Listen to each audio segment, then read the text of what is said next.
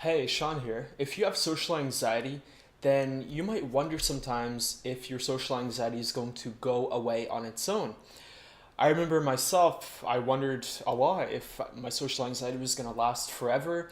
Was it going to get better as I got older, or would it actually get worse with age? My worst nightmare, to be honest with you, is that I would be 70 years old and my social anxiety would be the same as it was when I was 17 or 18, and I would still have no friends. I still had never had a girlfriend. I still was nervous to speak up around people and uncomfortable just going to the store. So in this video, I'm going to share with you a few pointers, a few ideas which I've figured out that can answer this question for you. First of all, it's better if you don't look at normal people to figure out what's going to happen to you in your future if you have social anxiety. Let me explain. When I say normal people, by the way, I mean the people who you look at them in your class or at your work or in a store or wherever, and it seems like they can talk to people easily and effortlessly. They make socializing look enjoyable. They never have trouble speaking up. They never have trouble laughing and making jokes with people. They've had friends since they were really young, and they never really feel lonely because they know how to keep in contact and connect with people.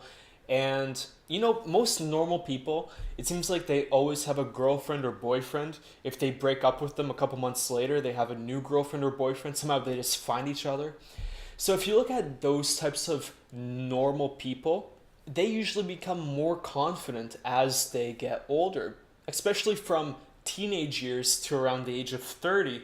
They usually become a lot more confident. And that's because teenagers are still not sure of their identity. One day they might have pink hair, the next day they might have black hair. They might have one clothing style, next year they have a totally different clothing style. They might get a tattoo, the next year they totally regret the tattoo and they get it removed. So a teenager is still playing around with different identities, trying to figure out what kind of career they want, what kind of friends they want, what they enjoy, which kind of makes them a bit awkward in general and unsure of themselves.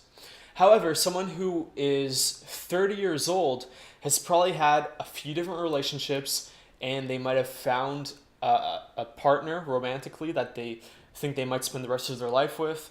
Someone who's like 30 or 40, they've probably had a few different jobs, and they might be in a job that they really enjoy. Someone who's 30 or 40, they probably have different hobbies which they've found over many years, and now they realize that this is what I like to do, and so on and so forth. So someone who is 30, 40, 50, a normal person, they're usually more secure in life, and they also have experienced quite a bit of life. They might have moved to a few different cities, had a few different jobs, had different relationships, had different social circles, and because they've experienced many different tastes of life, it means that their comfort zone is greatly expanded. So the more that a normal person just lives life, they'll probably be experiencing a lot of different parts of life. Their life starts to expand and expand. Whereas someone who has social anxiety usually does the opposite. The number one symptom of people who have social anxiety is avoidance. You avoid social situations which make you uncomfortable or anxious, which for me, back when I had really bad social anxiety, pretty much any social situation and almost any person made me uncomfortable. So I would sit in my home and avoid going outside my house. I would avoid speaking up in class, which basically caused my life to become narrower and narrower as my comfort zone closes in around you. Now that I've sort of overcome social anxiety, I've actually made it a point to expose myself to a lot of new experiences. I recently went traveling in South America for 3.5 months. So I packed like a little backpack, and then I hopped from city to city. And every few days, I was in a totally new environment. I met totally new people every few days, which I feel caused my confidence to grow a lot because I experienced so many different situations in such a short period of time. And with this much practice, just meeting new people and being social, it was a natural result that my social skills and my ability to talk to people improved because I got so much new experience and practice. However, just getting exposure to people, just practicing, is also not enough. I know that I went to school for many, many years, like 10, 12, maybe more years in elementary and high school, where I was around people for many hours each day, and it didn't help. I somehow accidentally got a job at McDonald's. Even though I felt super nervous and awkward at the interview, I somehow got the job. I guess you don't need to be that social to flip burgers. But even though I was spending time at school and even at my part-time job around people, my social anxiety didn't seem to be getting better automatically. And that's because just not avoiding people is not enough to overcome social anxiety. Because you also have unconscious automatic reactions when you're around people. So back when I had really bad social anxiety, if I was sitting on the bus and a girl who I thought was very attractive just sat down next to me, just the fact that she was there would make me start to feel very nervous and I get instant anxiety. So you have automatic reactions like your mind going blank, like feeling awkward around people, feeling nervous, which causes you to not talk much. It causes you to be quiet. It causes you to perform badly in social situations, which just makes you feel worse about yourself. And not only do you have these automatic reactions, you also have inner blocks.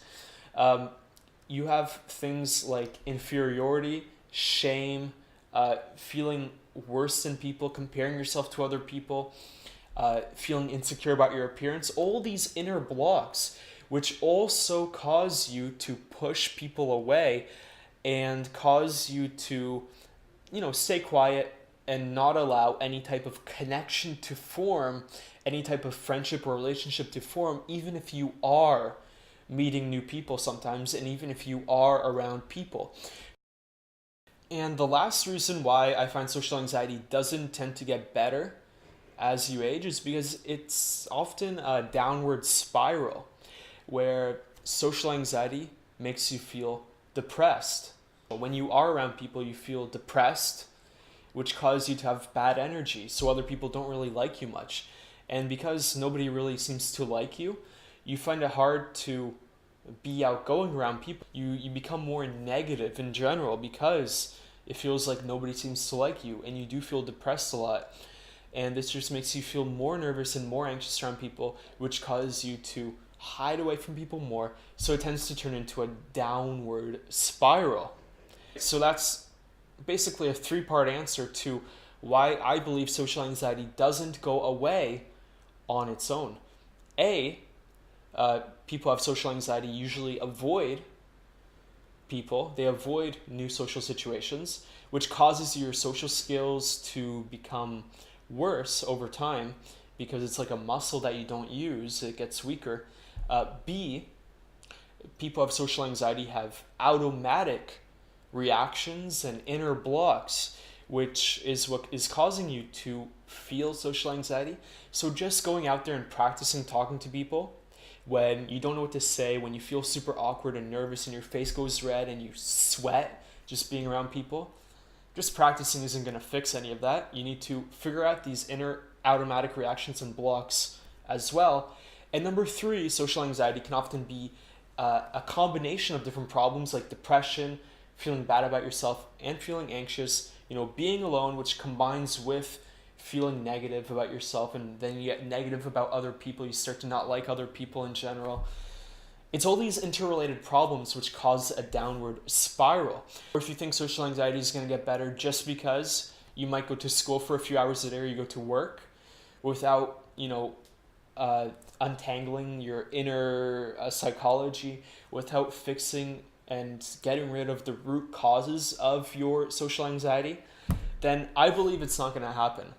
Maybe it does happen for some people, but for me, the more common thing is when I look at forums where people have social anxiety, there's people who are 30 years old, 40 years old, 50 years old, and they say they just feel even worse now that they're 40 or 50, because now they look back and they see all the time they've wasted not having friends, not being social, and when they meet someone new, they feel like they have something to hide. They feel like they have to now hide all of their past. Now, whatever age you are with social anxiety, um, it's never too late. I've gotten emails from people who are 50, 64 years old, and they say that for the first time in their life, they went to someone else's house to socialize with a group of people. So it's never too late to overcome your old past habits and patterns and conditioning. So if you're a younger person, maybe in your teens or 20s with social anxiety, realize that you're very lucky because you have an opportunity to overcome your social anxiety at basically the beginning of your adult life, and you have your whole life ahead of you that you can live in a more fulfilling, interesting, exciting way. You can have relationships with people, you can have friendships with people, instead of looking back when you're 70 and wishing you could have lived differently. Now, I've talked a lot about the problem in this video. I haven't really talked much about the solutions. The first solution to overcoming social anxiety is to ignore most of the common advice that you might hear. If you ask a normal person who finds it easy and enjoyable to talk to people, if you ask them for advice, they'll probably tell you things like be yourself, just fake it till you make it, pretend to be confident, maybe focus more on other people. Advice like that, common advice, it's not going to work for you. It might work for some normal person when they feel a bit nervous before a speech, but it's not going to work for someone who has real severe social anxiety or shyness, right? And I can understand why they wouldn't really relate to an experience they've never really had to deal with. But it's important for you to get the right information that can actually help you. So head on over to my website, which is shyness.socialanxiety.com, and sign up for the free 7-day email course on the key to overcoming social anxiety. Speaking from experience as someone who really did battle and struggle with very severe social anxiety. Trust me, even if you are stuck in this downward spiral where right now you do feel very depressed and bad about yourself and you really don't have any friends, you can get out of that. You can dig yourself out of the hole. A quote that I like, I don't know who said it, is, if you're going through hell, keep going. So head on over to my website, check out my other tips. And I'm Sean Cooper, the Shyness and Social Anxiety guy, and I'll talk to you again soon.